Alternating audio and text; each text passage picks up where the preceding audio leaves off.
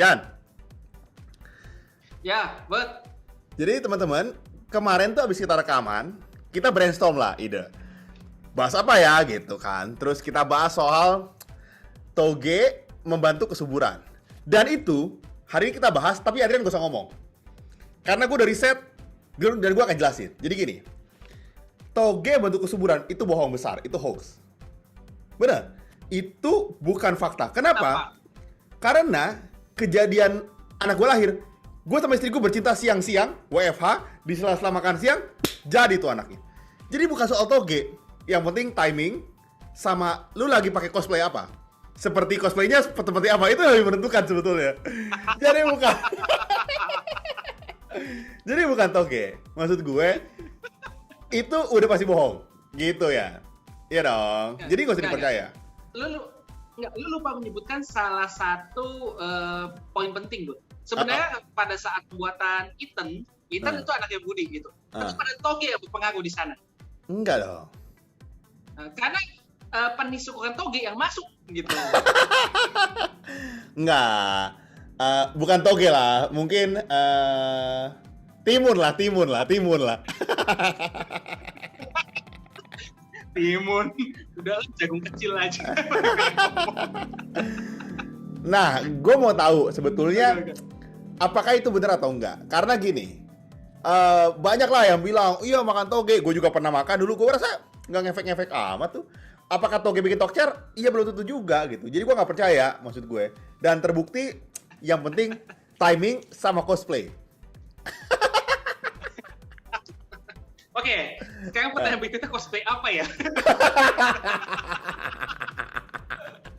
Gimana ya? Oke, Bud. Jadi benar nih. Jadi udah banyak banget mitos yang beredar di masyarakat. Jadi untuk menambah kesuburan ini bisa pria dan wanita ya. Artinya digunakan toge gitu. Oke. Nah, sedikit lagi dari gue, sebenarnya toge itu memang bisa membantu meningkatkan kesuburan pria dan wanita. Oke. Gitu. Tapi yang jadi salah kaprah adalah kesuburan itu biasa disangkut pautkan dengan vitalitas. Ini sangat berbeda. Oke, menarik. Gimana tuh? Menarik, oke. Nah, maksudnya gini, Bud. Kita pakai kacamata lu sebagai orang awam gitu ya. Menurut lu pada saat itu nggak perlu toge gitu, karena lu bisa jadilah anaknya gitu. Nah, toge itu sifatnya bagi si pria itu, misalnya contohnya dia membantu motilitas sperma. Bukan efek dari toge itu, bukan sesuatu yang bisa kita lihat dari luar, bukan sesuatu yang bisa kita rasakan juga gitu. Oke. Paham nggak maksudnya? Gua paham. Nah, bisa aja nih. Lagian juga sebenarnya bukan togenya, tapi kandungan di dalam togenya. Nanti akan gue bahas. Nah, bisa aja ternyata kandungan di dalam toge itu memang udah cukup di dalam tubuh lu, jadi efek toge jadi nggak ada efeknya. Kenapa? Karena kandungannya udah cukup. Yang gue sebut itu adalah vitamin E. I see. Nah, oke. Berarti kan kesuburan itu nggak ada hubungannya sama vitalitas, gitu kan? Jadi iya, betul. Bedakan gitu antara kesuburan dan vitalitas. Oke. Nah, lu ceritain coba. Lu kan punya vitalitas bermasalah. Ceritain gimana sih sebetulnya vitalitas lu, nggak maksud gua gitu loh. Teman-teman tahu. Jadi lu bisa cerita vitalitas lu tuh gimana, terus hubungan sama istri gimana, jelasin konfliknya gimana, baru kita bahas soal vitaminnya. Itu kan gampang. Ceritain dulu aja, nggak apa-apa ya, ungkapin aja. Gimana? Ceritain coba. Kendala malam itu gimana? Tiap malam gimana komunikasinya? Jadi tiap malam gue matiin lampu, terus sebelum main gue siapin wortel Australia kan, bawa ke dalam kamar. Jadi supaya tidak mencurigakan ya, biar semua buat pengganti. Oke. Nah, jadi teman-teman, jadi gini. Teman-teman kalau misalnya kalian merasa bermasalah vitalitasnya, kalian nggak sendiri. Adrian bersama-sama dengan kalian. Jadi kalian bisa curhat, bisa DM juga, bisa di komen-komen. Ada teman seperjuangan. Jadi tenang aja. Dia akan ngasih tips and triknya gitu. Kita bisa bentuk komunitas. terus ya. Oke. Nah, jadi buat sebagian teman-teman yang mungkin masih belum tahu nih ya, toge itu sebenarnya kenapa digadang-gadang sebagai bisa menambah kesuburan, itu karena dia kandungan vitamin E-nya cukup tinggi. Nah, vitamin E ini yang berpengaruh terhadap kesuburan pria maupun wanita. Oke. Gitu. Jadi makanya gue bilang bisa benar bisa salah. Toge membantu kesuburan, oke, betul. Toge tidak membantu vitalitas, itu nomor satu. Yang kedua, tidak hanya toge, sumber makanan lain yang mengandung vitamin E atau suplemen vitamin E itu sendiri bisa membantu meningkatkan kesuburan. Gitu. I see. Oke. Nah, sekarang pertanyaan yang menarik adalah kenapa orang identik sama toge ya? Maksud gue, makanan apa lagi sih yang kandungan vitamin E-nya banyak gitu? Pertanyaan gue. Kalau identik sama toge itu gue nggak tahu ya kenapa gitu. Tapi kalau misal makanan yang banyak mengandung toge, banyak mengandung vitamin E itu sayur-sayuran juga ada. Contohnya misalnya seperti bayam misalnya, atau pada sumber kacang-kacangan. Oke. Kacang-kacangan itu juga sebenarnya kan kandungan vitamin E juga cukup tinggi gitu. Jadi brokoli, lalu buah-buahan misalnya seperti mangga, alpukat, dan sebelum toge kacang hijau. I see. Itu semua sebenarnya juga ada sumber vitamin E. Jadi jangan untuk misalnya nih, karena misalnya memang udah dengar mau meningkatkan kesuburan, makannya toge tuh sampai muak gitu. Iya. Jangan gitu. Masih banyak bahan makanan lain yang sumber vitamin E tinggi. Oke, Yan, sebelum kita lanjut ke mitos ini, gue penasaran. Ada nggak sih sebetulnya bahan makanan sayuran yang meningkatkan vitalitas? Yang perlu konsumsi aja, lu cerita aja. Maksud gue, kan ada orang suka bilang nih, ginseng. Maksud gue, terbukti nggak secara ilmiah gitu? Karena banyak tuh kan ya, ramuan-ramuan ini. Gue penasaran aja. Atau memang sebetulnya nggak ada obatnya? Cuman cara mainnya aja salah. Nggak, maksud gue. Jadi gue pengen tahu, cara ilmiah ada nggak tuh sebetulnya? Kalau sebenarnya ya, kalau misal untuk vitalitas ini kan sendiri kadang-kadang rancu. Oke. Nah, kalau misalnya sekarang gini, gue pakai itu sebagai contohnya gitu. Di bayangan lu vitalitas itu apa? Apakah itu misalnya daya tahan macam durasi? Ya. Atau bisa juga ukuran? Apa namanya? Ereksinya. Ukuran pada saat ereksi gitu kan kadang-kadang ada yang merasa kok rasanya lebih kecil di bawah standar gitu. Ada yang merasa mungkin lebih besar gitu kan. Kejantanan ini sendiri apa menurut lo? Wah, bingung juga gue ya. Kayaknya gabungan semuanya deh. Gabungan semuanya gitu. Nah, itu dia. Jadi sebenarnya kalau misalnya kita bicara tentang kejantanan pria itu lain yang kita bicarakan, lain juga penyebabnya, lain juga solusinya. Gitu. Contohnya misalnya gini, Bud. Salah satu penyebab gangguan ereksi berarti pada saat penis itu tegak, ya. Nah, itu bisa aja karena gangguan pembuluh darah yang disebabkan misalnya karena gula, diabetes mellitus gitu, atau bisa juga mungkin memang ada masalah psikis. Nah, itu kan pengobatannya, tata caranya beda dibandingkan dengan kalau misalnya lu mau bicara tentang durasi. I see. Gitu. Sebaliknya, kalau misalnya lu bicara tentang durasi, itu juga berarti kan kita problemnya kebanyakan disebut dengan ejakulasi dini. Yang lu alamin itu kan? Terus solusinya gimana? Nggak terusin. Jadi gue dengerin gimana? Terus solusinya gimana lo? Betul. Sebagai informasi, ini gue bukan curhat ya, gitu. Catatan dulu nih, ini bukan curhat. Nggak. Sebetulnya gini, Yan. Nggak, jangan lu yang curhat. Mungkin kita bisa undang istrinya Adrian. Dia boleh cerita. Sebenarnya kondisi tiap malam tuh tekanan batinnya gimana. Jadi kan teman-teman bisa dengar langsung dari partnernya. Terus ya. Kalau Adrian nggak curhat lah. Istrinya pasti yang curhat. Gimana? Terus ya. Jangan. Nanti mukanya depresi pas lagi bicara kayak gini. Nah, jadi kalau misal pada problem pertama kita sebut dengan impotensi, itu gangguan ereksi. Iya, pembuluh darah, bisa juga karena gula misalnya.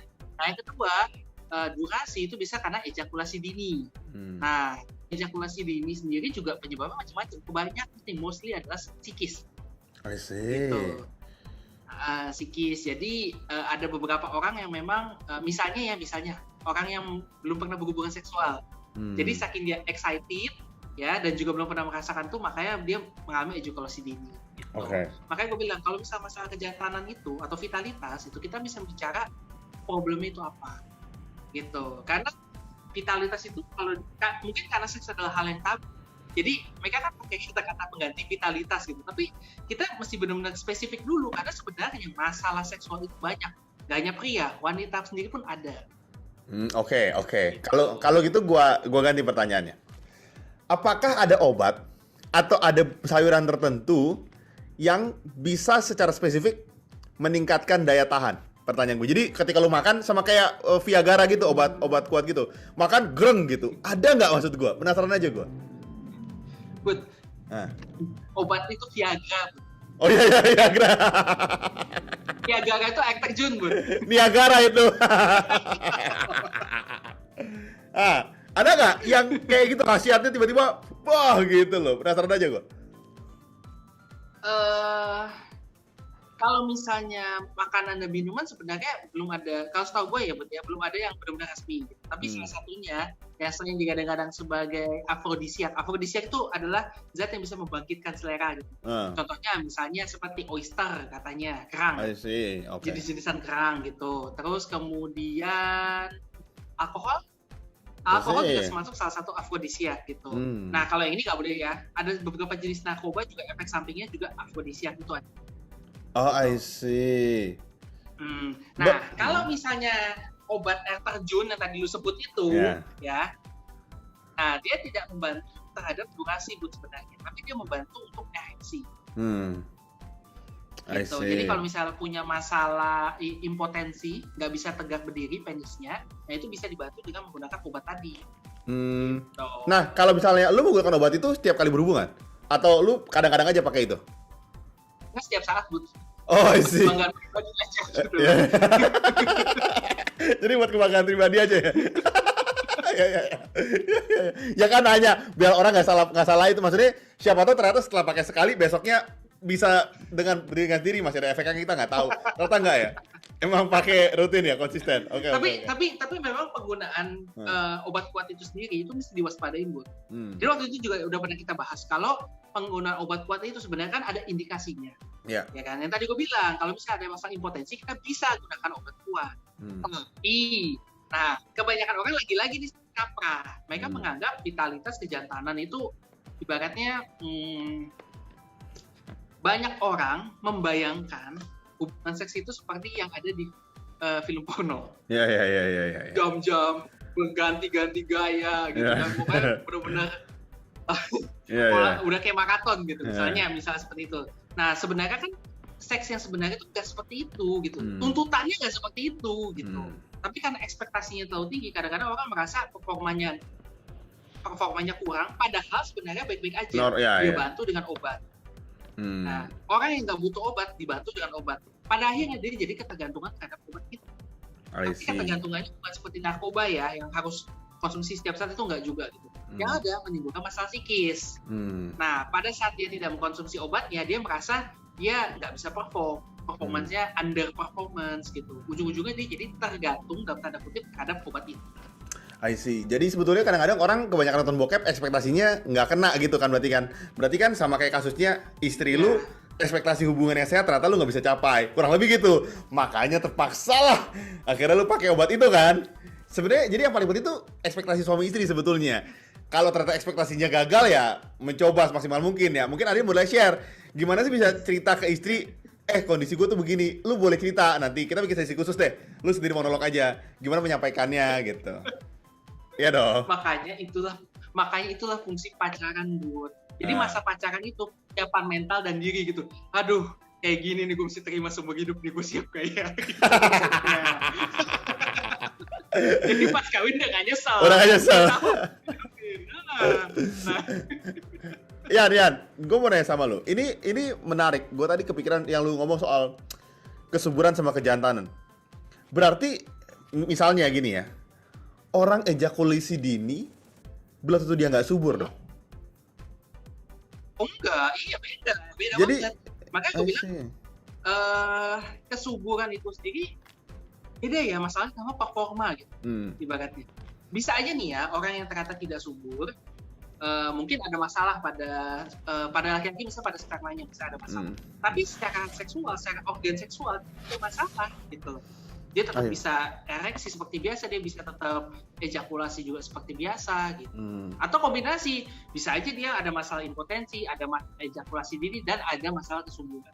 I see. Ya kalau misalnya masalah kesuburan itu maksud gue gini, secara awam gitu ya, yang paling banyak apa sih? Maksud gue apakah, kan kadang orang suka bilang gini ya, ini gue sering denger lah, misalnya ada orang, teman gue juga pernah konsultasi juga gitu, udah married berapa lama konsultasi, terus dokter bilang ada dikasih obat-obatan, terus misalnya si laki-lakinya kurang bagus, dia suruh olahraga, makan sehat. Maksud gue, apakah memang faktor makanan yang nggak bergizi dan kurang olahraga tuh menentukan lu tidak subur? Karena banyak orang nasihatnya gitu, dikasih multivitamin, obat-obatan, terus suruh lebih olahraga teratur, jangan merokok, makan lebih sehat. Untuk si pria ya, kalau wanita memang biasa ada masalah sama sel telur kan.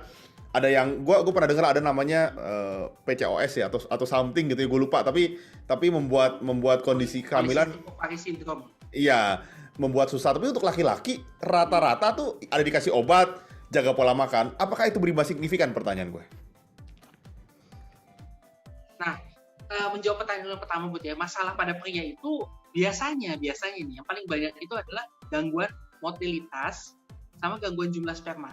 Oke, gimana tuh? Motilitas itu pergerakan sperma.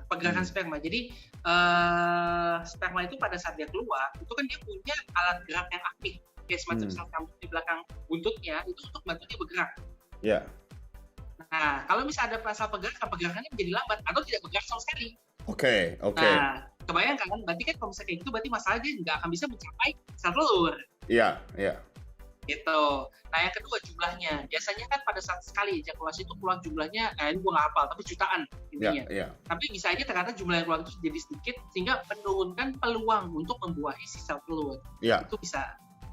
Gitu. Dan memang advice-nya sih biasanya memang secara umumnya seperti itu ya, olahraga, kita kurangin faktor resiko, contohnya misalnya kayak obesitas atau kegemukan itu juga salah satu faktor resiko juga, makanya disarankan olahraga untuk bisa nurunin berat badan gitu.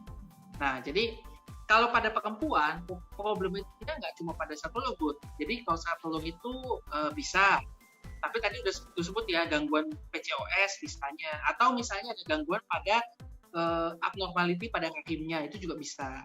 I see. Gitu. Atau ada efek sampingan, misalnya ternyata dia menderita kista misalnya, nah itu juga bisa mengganggu proses kesuburan juga gitu. Jadi kompleks dan banyak. Tapi pesan gue satu nih, Bud. Jeleknya di Indonesia adalah kalau misalnya pasangan suami istri misalnya agak kesulitan untuk memiliki anak, yang disalahkan pasti pihak wanita. Iya. Benar nggak? Betul. Gitu. Nah, itu satu. Terus yang kedua, pada saat melakukan pemeriksaan kesuburan, biasanya yang diperiksa dulu adalah si wanita. Iya. Yang laki-laki itu cenderung menghindar, menolak, atau bahkan benar-benar nggak mau. Cukup wanita aja yang diperiksa gitu. Nah, sebenarnya hal itu adalah hal yang kurang tepat. Jadi ya, it takes two to tango. Jadi maksudnya kalau misalnya memang lu berencana untuk memiliki keluarga, berencana untuk mengecek kesuburan, itu harus dilakukan dua-duanya.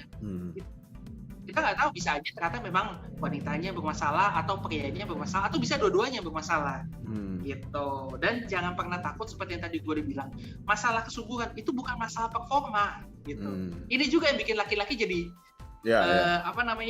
jadi malas gitu untuk ngecek, karena stigmanya adalah kalau misalnya dia, mohon maaf ya, kalau misalnya seorang pria dikatakan mandul, kesannya itu kayak dia nggak bisa performa secara seksual gitu. Itu adalah sesuatu yang salah gitu. Berarti sebetulnya kayak lu nggak bisa perform bukan berarti lu nggak subur dong. Bisa juga iya, maksudnya lu mau ngekain diri sendiri bahwa iya nih gue harus ke dokter cek kesuburan, maksudnya lu ngomong gitu kan, iya nih nanti besok deh, maksudnya lu ngomong gitu kan, bilang ke teman-teman juga, lu bilang dong ke teman-teman, nggak apa teman-teman, gue juga ngecek kok gitu, lu bilang dong biar mereka juga ngerasa ada temennya.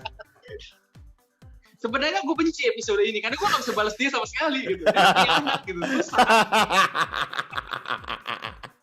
Jadi kita mau bilang bahwa sebetulnya nggak hanya toge, ada banyak makanan yang mengandung vitamin E kan, spesifik nih nggak cuma toge gitu. Dan yang kedua, gue baru tahu faktor kesuburan tuh nggak relate sama faktor performa ternyata. Jadi nggak berhubungan sama sekali gitu. Bisa aja memang lu punya gangguan yang mesti lu cek ke dokter, bukan karena performanya nggak bagus gitu. Kecuali lain cerita lah, misalnya kayak Adrian performanya kurang bagus gitu, dan mungkin dia punya masalah kesuburan, mungkin dia bisa cek kedua-duanya. Satu, nanti kan gua kan ada kasih link yang soal itu ya nih, soal pengobatan tradisional. Mungkin lu boleh cek. Maksudnya kan kalau performa kan susah ngomong ya, maksudnya gitu loh. Mungkin lu pengen performa lebih oke, lu boleh cek deh. Nanti kan alamatnya juga deket, nggak terlalu jauh dari rumah lu kayaknya. Ya. Boleh nanti itu aja. Episode selanjutnya cuma gue sendiri kan. Guys, ini gue lagi mau nyoba nih sarannya dari Budi gitu. Yuk kita masuk aja. Jadi teman-teman, Semoga episode ini bisa membantu teman-teman semua. Kita akan tayang tiap hari Senin dan Kamis. Dan kita akan terus bahas mitos-mitos kesehatan, hal-hal yang benar, hal yang salah, supaya teman nggak terjerumus. Ada lagi ya dari lu tambahannya? Ya, itu aja. Jadi, sekali lagi ya pesan gue ya, kalau misalnya mengenai masalah kesuburan itu adalah masalah pasangan. Jadi, mudah-mudahan nggak ada lagi stigma negatif terhadap salah satu gender. Dan kalau misalnya memang sama-sama mau berusaha untuk memiliki anak, ya sama-sama diperiksa, sama-sama kita cari kesalahan di mana, sama-sama dikoreksi juga. Sekali lagi, karena ini sifatnya adalah pasangan, nggak bisa dipisahin satu sama lain kalau sudah mengenai masalah kesuburan. Jadi sampai di sini aja. Sampai ketemu di episode selanjutnya. Stay healthy. Stay alive. Bye-bye. Bye.